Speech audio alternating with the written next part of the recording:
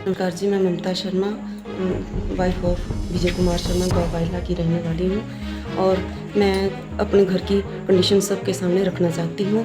मेरे घर की कंडीशन ऐसी है कि हमारे घर के पास जो रोड का काम लगा, जेके कंपनी कर रही है इसको वर्ल्ड बैंक के ज़रिए।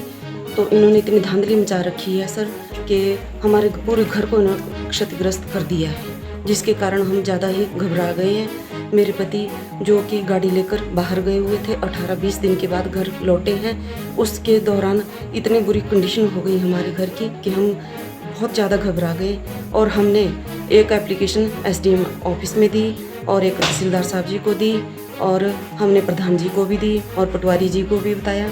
वो प्रधान जी और ग्राम पंचायत प्रधान जी और पटवारी जी तो मौके पर आए थे और साथ में ही हमारे जिला परिषद राहुल जी और हमारे तहसीलदार साहब जी भी आए थे, पर फिर भी हमारी कोई ज़्यादा सुनवाई नहीं हुई है। सिर्फ मौका देखते हैं और चले जाते हैं। हमारे लिए कोई राहत का काम नहीं किया गया है और इन्होंने जो रोड वाले हैं इन्होंने बहुत बुरे तरीके से काम किया है।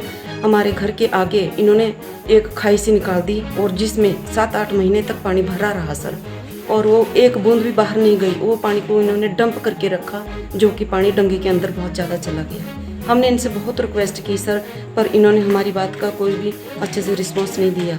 जब हम इनको वर्ल्ड बैंक वालों को साहब से किसी से अफसर ऑफिसर से बात करते हैं तो ढंग से बात नहीं करते सर, और वो हमारे को यही बात बोलते हैं कि क्या आप कोई इंजीनियर हो, किस बिना पर आप ऐसा बोल सकते हो, आप इल्ज़ाम कैसे लगा सकते हो? क्या सर उनसे सिर्फ एक इंजीनियर ही बात करेगा, आम पब्लिक बात नहीं कर सकती?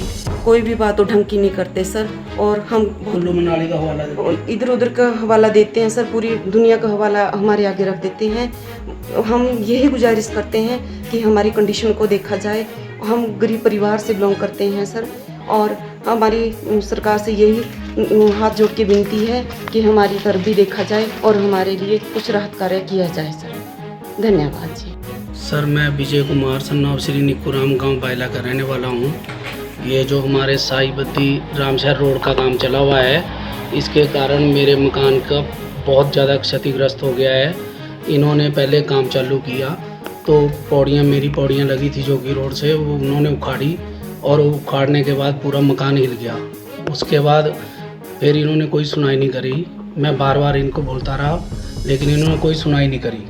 उसके बाद फिर दोबारा कुछ दिनों के बाद ये आए और इन्होंने एक पुड़ी डालने के लिए चैम्बर सा उखाड़ा और उसकी भी कोई सुनाई नहीं करी। फिर उसकी वजह से मेरा डंगा गिर गया और पूरा दीवार ही हिल गई।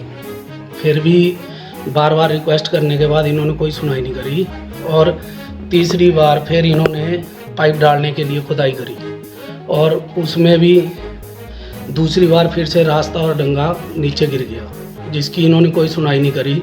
मैं बार बार इनको हाथ जोड़ के रिक्वेस्ट करता रहा लेकिन इन्होंने मेरी कोई नहीं सुनी और मेरे पूरे मकान में दरारें आ गई, जिसके कारण मेरा मकान क्षतिग्रस्त हो गया और रहने के लायक नहीं रहा।